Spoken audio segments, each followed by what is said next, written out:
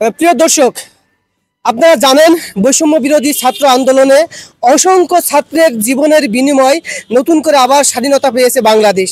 আর এই স্বাধীনতার মূল লক্ষ্য ছিল বাংলাদেশ থেকে দুর্নীতি দমন করা, বাংলাদেশ থেকে বৈষম্য দূর করা। তারই ধারাবাহিকতায় কিন্তু সারা বাংলাদেশে সংস্কার চলছে। আসলে সংস্কার কতটুকু হচ্ছে তা আমরা বিভিন্ন জায়গায় গেলেই কিন্তু বুঝতে পারবো। আমরা এখন আছি ঝিনাইদহ সদর উপজেলার 2 নং মধুহাটি ইউনিয়নে।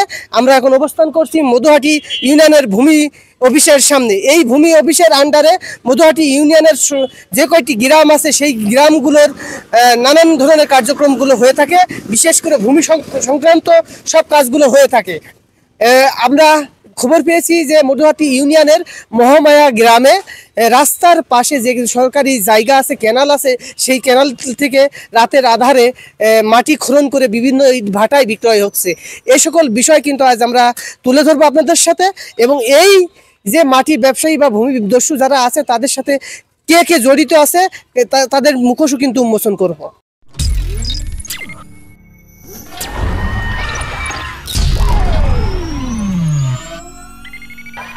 যে আপনার ইউনিয়নের মহামিয়া গ্রামে মাটি কাটছে রাত্রি, তখন আপনার পদক্ষেপটা কি ছিল? আমি যদি ফাঁড়িতে জানাইছি, পুলিশকে জানাইছি। পুলিশে জানাইছি? হ্যাঁ, জানাইছি।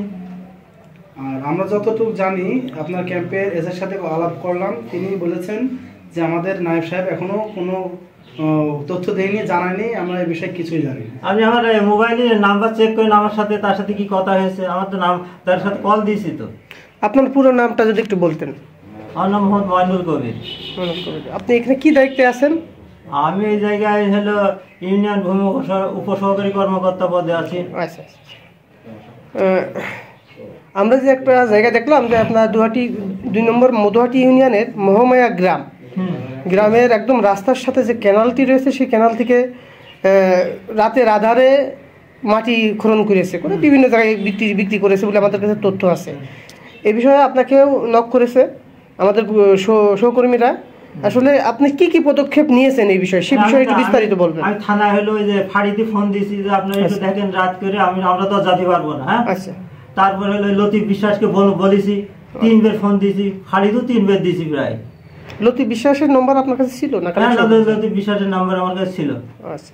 তারপর আমি ওনার কাছ থেকে ওনার নিষেধ করি যে আপনার মাটি কাটা বন্ধ করেন। উনিরা তো মাটি কাটা তো বন্ধই করেছে। আপনার কাছে যে তথ্য দিলে গণমাধ্যম কর্মী স্বপন, যে এক জায়গায় মাটি খনন চলছে বা মাটি খরছে, এই তথ্য দিয়েছে, তথ্যদাতার নাম আপনি কেন মাটি ব্যবসায়ী কাছে দিয়েছেন?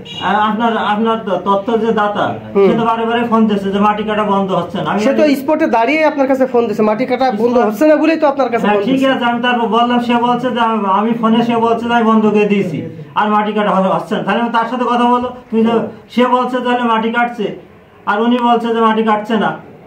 আপনি কি ওখানে গিয়েছিলেন? আপনি স্পটে গিয়েছিলেন যখন ফোন দেয়? হ্যাঁ, যখন ফোন দিয়েছে আপনি রাত 10টার সময় আমি কিভাবে যাব?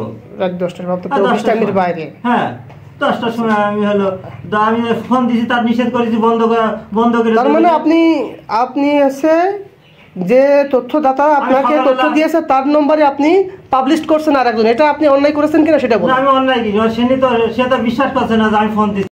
3 গাড়ি কাটিল, তারপর ওরা চলে গিয়েছে। 3 গাড়ি? আচ্ছা, কালকে সারা রাত গাড়ি চলছে? না না, হ্যাঁ, এটা মিথ্যা কথা। আচ্ছা, আপনার এখানে এই অনুমতিটা দিছে কিটা? না, অনুমতি নাই তো। অনুমতি ছাড়া আপনার এলাকায় আপনার নামে? আপনার নামটা কি? আমি আব্দুল লতিফ। আব্দুল লতিফ। আচ্ছা, আপনি তাহলে সেই আব্দুল লতিফ, আপনার নামে বেশ কিছু লোক বললো যে এই মাটি খনন করাতে আপনার নাকি হাত আছে, আপনি নাকি লোকজন দিয়ে করাচ্ছেন, এরকমই কিছু তথ্য আমাদেরকে বলুন। না না, এটা না। আমি আপনাদের কাছে বলি, আমি জাস্ট আমার খুব শত্রু, বুঝতে পেরেছেন, যার ফলে আমি এইটা অনুমোদন করার জন্য আমি ডিসি স্যারের কাছে দরখাস্ত করেছি। অলরেডি আমার প্রতিবেদন চলেও আসছে, কিন্তু এই সোয়াটা যে এই কাজটা করি আমার ব্যাপক ক্ষতি করেছে, বুঝতে পেরেছে। আমি নায়েব সাহেব আমার কাছে যখন ফোন দিয়েছে, এই দেখেন আমি ঘুমির থেকে উঠে এসে ওর তাড়ি দিয়েছি যে শিগগির এখানে চলে যা।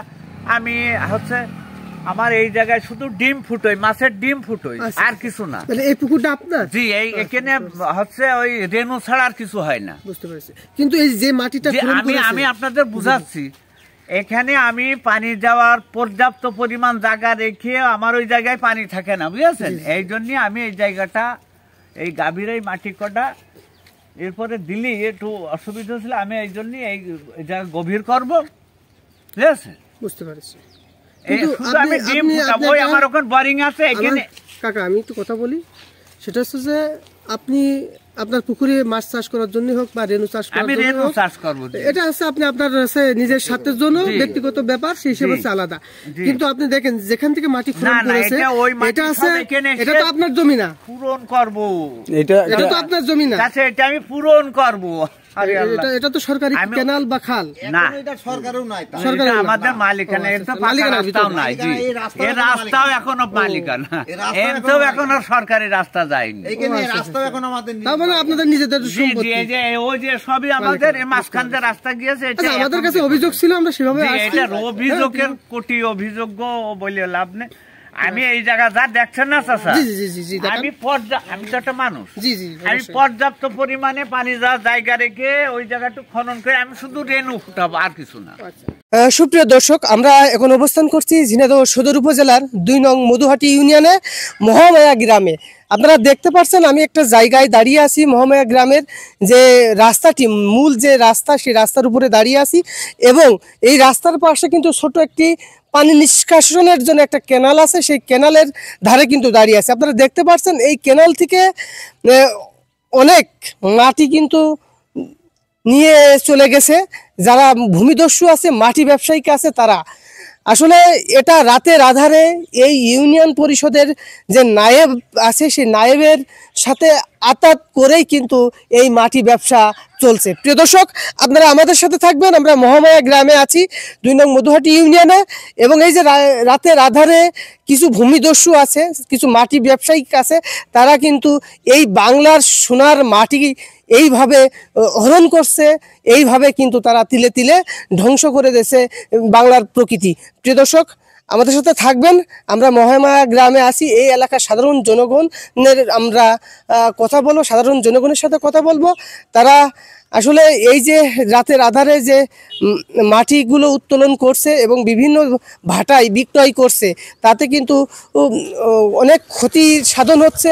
এই এলাকার যে ফসলি জমি আছে, ফসলি জমি, তারপরে মাছ চাষ করার নাম করে কিন্তু অধিক পরিমাণে মাটি খনন করছে, যার কারণে রাস্তাঘাট সহ এই এলাকার ভূমি কিন্তু আস্তে আস্তে নিচেই চলে যাচ্ছে। তাই আমরা এই এলাকার লোকজনের সাথে কথা বলবো, আসলে তারা এই বিষয়গুলো কিভাবে দেখছে। কাকা আসসালামু আলাইকুম। ওয়ালাইকুম আসসালাম। কাকা, আপনার বাড়ি কি এই গ্রামে? ওই যে এই জায়গায়। আচ্ছা, এই যে রাতের আধারে এই যে রাস্তা, এটা তো কেনাল তাই না? হ্যাঁ হ্যাঁ এই যে সরকারি কেনালের থেকে মাটি উত্তোলন করে নিয়েছে বেশ কিছু লোক, আসলে এটা তো সবার জন্য ক্ষতি। হ্যাঁ, সবার জন্য ক্ষতি। হ্যাঁ, এই যে আপনারা গ্রামবাসী কি এদেরকে করেছেন? তা জানি না কি রাত্রি কাটে। রাত্রি কাটছে তাই তো? কারা কেটেছে এটা কি খোঁজ পেয়েছেন? না না না বাবা নেই। না, আসলে কিভাবে দেখছেন এটা? আসলে কি আপনারা সকালবেলা উঠেই দেখছি এই যে কাটা। আপনারা আসলে এর কি চাচ্ছেন না, সমাধান চাচ্ছেন না? তো সমাধান তো চাই, তো সমাধান হয় না। হয় না। কাকা, আপনার নামটা কি? আমার না রজব আলী। রজব আলী, এই মহামায়া গ্রামেরই বাসিন্দা? ধন্যবাদ ধন্যবাদ। রজব আলী কাকার বক্তব্য শুনলেন, তারা কিন্তু আসলে সমাধান চায়, তার কিন্তু সমাধান তারা পায় না। কারণ সমাধান চাবে কার কাছ থেকে? যার কাছে সমাধান চাইতে যায়, দেখা যাচ্ছে সেই কোনো না কোনোভাবে এই সকল ভূমিদস্যুদের সাথে, মাটি ব্যবসায়িকদের সাথে জড়িত। কারণ তাদের সাথে জড়িত থাকলে তাদের ফায়দা হবে, লাভ হবে, অর্থ আয় হবে। প্রিয় দর্শক, আমাদের সাথে থাকবেন, এবি বাংলা নিউজের সাথে থাকবেন।